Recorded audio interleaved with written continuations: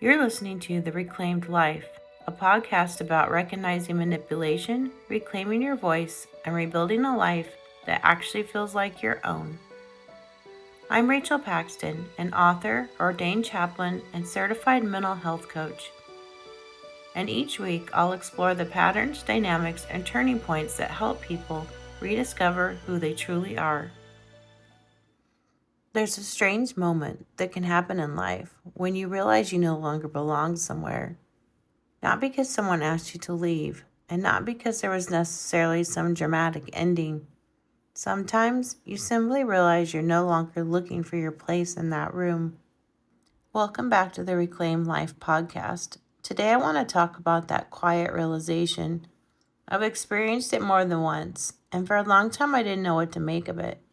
I would find myself pulling away from a place or a group that had once mattered to me, and I couldn't always explain why. Nothing had necessarily happened that gave me a clean reason to leave. There wasn't always a moment I could point to and say, "This is it. This is why I'm done."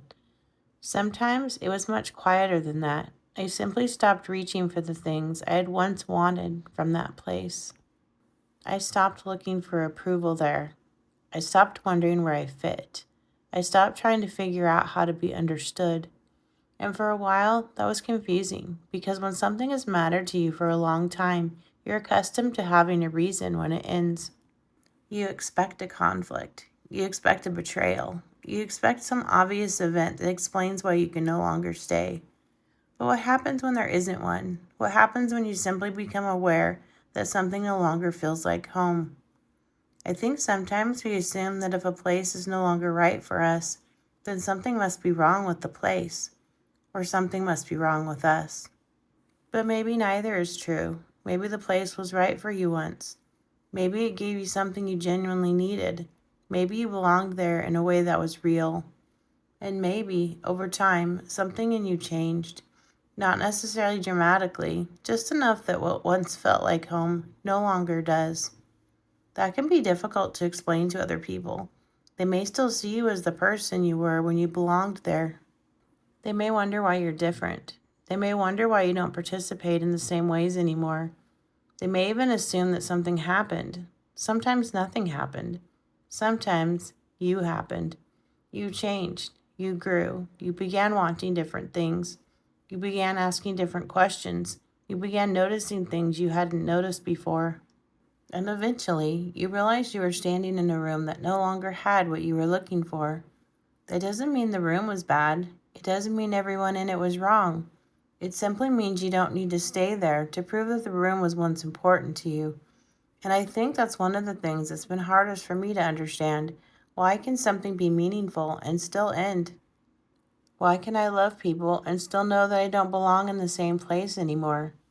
Why can I be grateful for what something gave me without wanting to go back? For a long time, I thought these things contradicted each other. Now I'm not sure that they do. Maybe belonging isn't always permanent. Maybe some places hold us for a while. Maybe some people walk beside us for part of the road. And maybe eventually, without anyone making a formal announcement, we realize we're walking in a different direction. That can feel lonely, especially when the people around you don't seem to notice that you've already moved somewhere else internally.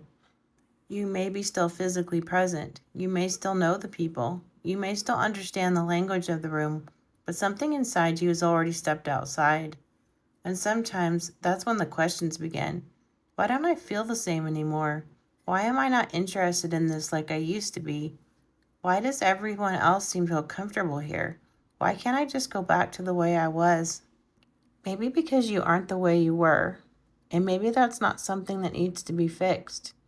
Sometimes we spend an enormous amount of energy trying to recreate a belonging that used to come naturally. We try harder. We explain ourselves. We become more agreeable. We look for the right role. We wonder what we need to change so we can feel at home again. And sometimes the answer isn't to try harder. Sometimes the answer is simply to acknowledge that you're already standing somewhere different. That doesn't mean you have to make a dramatic exit. You don't have to burn the room down on your way out. You don't have to make everyone understand. And you don't even have to know exactly where you're going next. You can simply stop trying to force yourself back into a place you've already outgrown. And I think there's something important about that word, outgrown. It doesn't necessarily mean the place was too small. It doesn't mean you're better than the people who stayed. It simply means you're no longer the person who needed what that place once gave you. And that can be a tender realization. Because sometimes we don't just leave a place, we leave a version of ourselves who belonged there. We leave behind the person who needed that approval, the person who needed that community, the person who needed to be understood by those particular people, the person who thought belonging meant staying. And perhaps that's why these transitions can feel like grief. You're not only losing a place, you're losing the certainty of who you were inside of it. For me, some of these transitions took a very long time to understand. I couldn't always explain what had changed. I only knew that I was no longer willing to keep reaching for something that didn't feel like mine anymore. And eventually, I began to realize that maybe I didn't need a better explanation. Maybe the fact that I was no longer looking for a place in the room was the explanation. Sometimes we keep waiting for someone to tell us that we belong somewhere else. We want an invitation. We want confirmation. We want someone to say, "We see you. There's a place for you here." But there are times when no one does. Not because there's something wrong with you. Sometimes there simply isn't anyone standing there to give you permission. And that's where things can become uncomfortable, because you may have to walk without being invited. You may have to trust that the next part of your life doesn't require someone else to approve your departure from the last part. You may have to keep walking before you know exactly where you're going, and that's not always easy, especially when you've spent years believing that belonging is something other people give you. Sometimes you discover that belonging begins somewhere else. It begins with recognizing where you can actually be yourself, where you don't have to keep adjusting, where you don't have to keep explaining, where you don't have to keep waiting for someone to decide whether there's room for you. And maybe the next place isn't a room at all. Maybe it's a road. Maybe it's the edge of town. Maybe it's somewhere you haven't seen yet. And I think that's where I'm finding myself now. Not standing outside the old room, wondering whether someone will open the door. Not angry that I wasn't given a place. Just realizing I'm no longer looking for one there. And there's a difference. Because when you stop looking for your place in the old room, you become free to notice the road that's been waiting outside it. You may not know where the road leads. You may not know who will meet you there. You may not know what the next community will look like. And you don't have to know yet. You can simply keep walking.